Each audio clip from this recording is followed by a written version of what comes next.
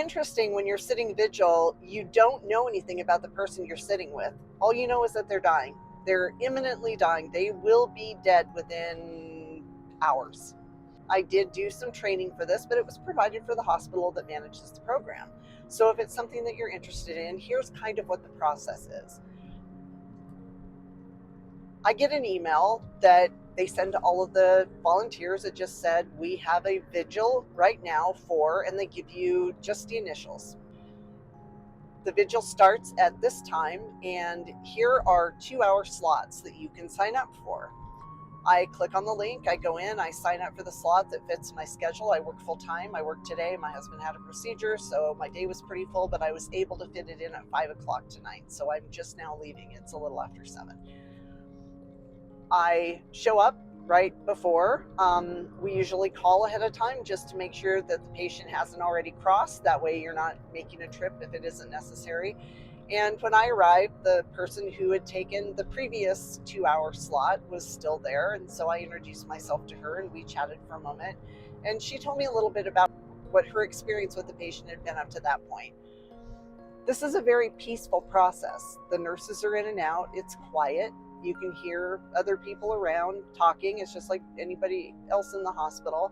The nurse comes in from time to time, and the function that we hold sitting vigil is just to hold space for the person as they're crossing.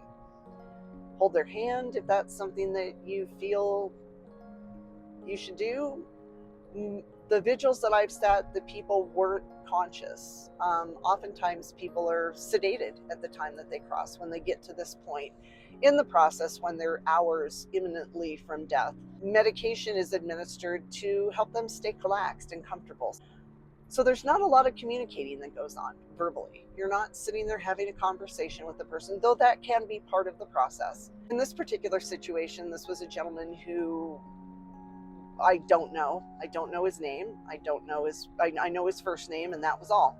We're not given any more information about them. He was wearing a stocking cap that had the hockey team, the Penguins, on it, so I can infer from that he is probably a hockey fan, but we don't know anything about them. The entire point of the process is just to sit with them. I can't tell you how much I've gained from this process. It's a few hours out of your day.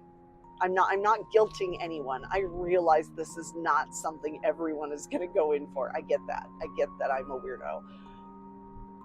Part of being a death midwife is becoming comfortable with the process of death. And so this is just part of what I need to do to be good at what I do as a death midwife. And that's gaining experience and gaining a comfort with the biological and physical process of death. But I highly recommend it. If you get a moment, it's a truly humbling and beautiful experience to sit with someone as they cross.